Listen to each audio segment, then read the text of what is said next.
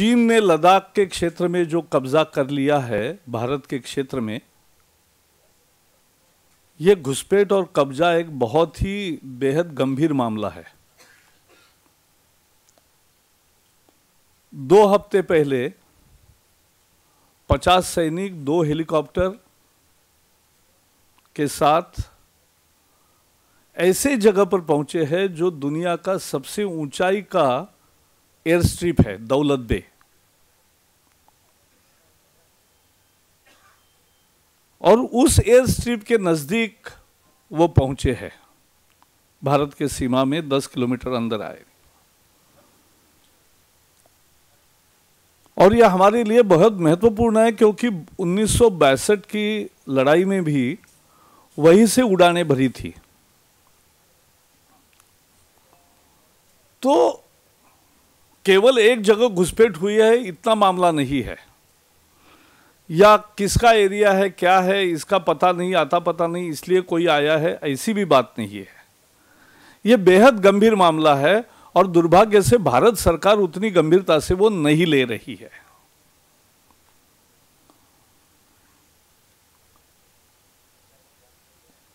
चीन की यह हरकत पहली हरकत नहीं है।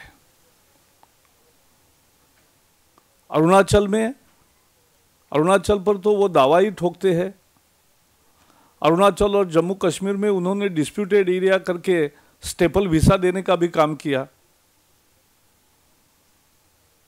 पाक व्याप्त कश्मीर जो है उसके यहाँ गिलगिट की यहाँ भारत के सीमा पर वो बहुत अवैध तरीके से नया निर्माण कर रहे हैं।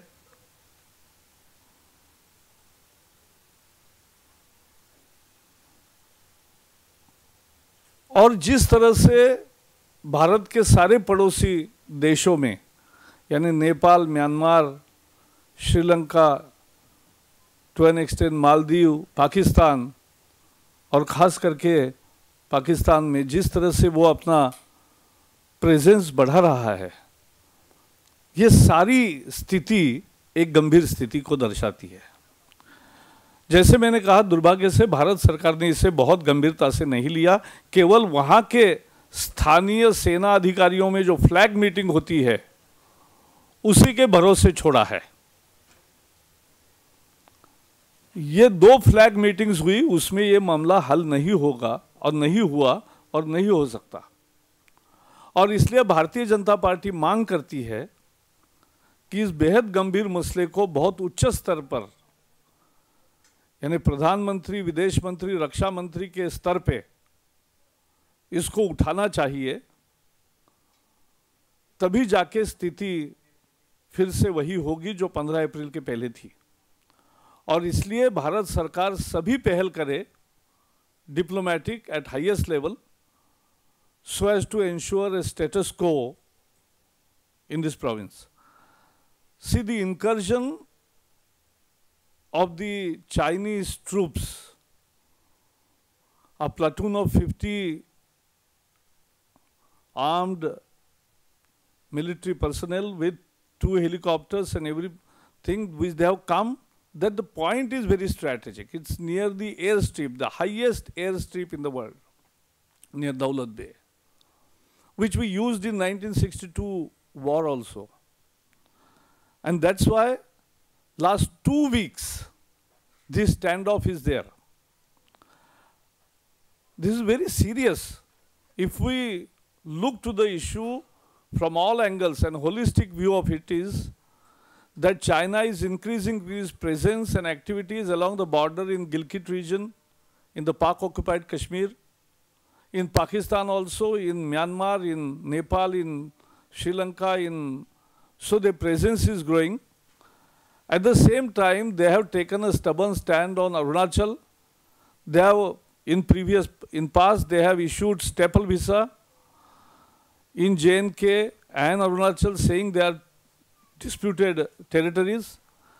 And that's why it's a very serious matter. Unfortunately, Government of India has not taken that seriously. BJP demands that this must be dealt with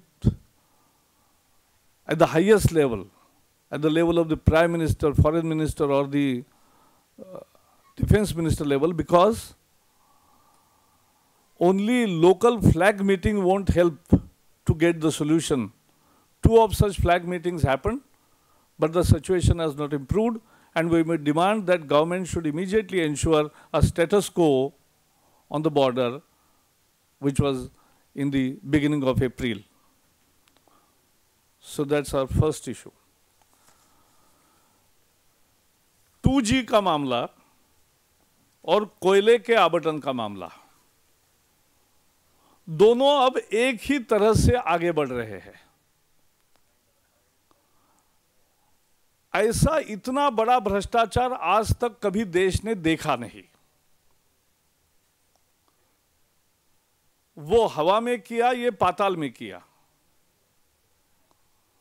और ये ऐसा भ्रष्टाचार कभी नहीं हुआ, और सरकार और कांग्रेस उस पर पर्दा डालने का पूरी कोशिश कर रही है।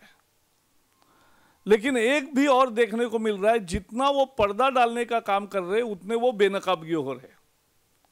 See, the 2G scam and the coal scam are moving in the same direction, because this is monumental corruption, and there is government effort, all-out effort to a massive cover-up in both these scams. But more they do it, more things are coming out and revealed, and they are badly exposed. इसका कारण है ये why there is a massive cover-up of these two, because it is directly the Prime Minister who is not only accused, but he is involved in it. प्रधानमंत्री है दोनों में। कोल के मामले में तो 2006 और 2009 में जो बंदरबाट हुई, उसमें कोल मंत्री के तरह कोयला मंत्री के तहत उन्हीं के हस्ताक्षर से हर एक कोल ब्लॉक आवंटित हुआ है। So he has sanctioned, the Prime Minister has sanctioned each such allocation in 2006, during 2006 and 2009, which is the real bone of contention. And now CBI has come up with a quite correct, and government had to also accept in Supreme Court that there is no minutes, no records, no reasons given for why somebody is not given and why some applicant is selected. That due diligence, which was very important part of any process, a government process, a transparent process, requires that to be recorded. हर एक को जिसको मिला उसको क्यों मिला, और जिसको नहीं मिला उनको क्यों नहीं मिला, इसका कोई कारण तो होगा, और कारण कहीं लिखा नहीं है। नो मिनट्स, ये जो नया खुलासा है पूरा साबित करता है, और कोल मंत्री के नाते प्रधानमंत्री के स्वयं के हस्ताक्षर है, तो और क्या लिप्तता होती है। और इसलिए इसे सीधी तरह से प्रधानमंत्री जिम्मेवार बनते हैं, और इसीलिए लिपापोती के सारे प्रयास चल रहे हैं। और इसलिए सीबीआई को अश्विनी कुमार जी ने बुलाया और रिपोर्ट के साथ छेड़छाड़ की। अब कमलनाथ जी कह रहे हैं कि वो ग्रामेटिकल मिस्टेक्स करेक्ट कर रहे थे, तो सीबीआई को ग्रामर नहीं आता, ये मुझे पता नहीं था। और ये कब ग्रामर के प्राध्यापक बन गए? हम पूछना चाहते हैं, ये क्या ग्रामर के प्राध्यापक है अश्विनी जी? ट्रांसलेटर। तो ये जेपीसी नहीं है, ये जेपीसी का report, this is just protect Congress report, just protect Congress report. What is it?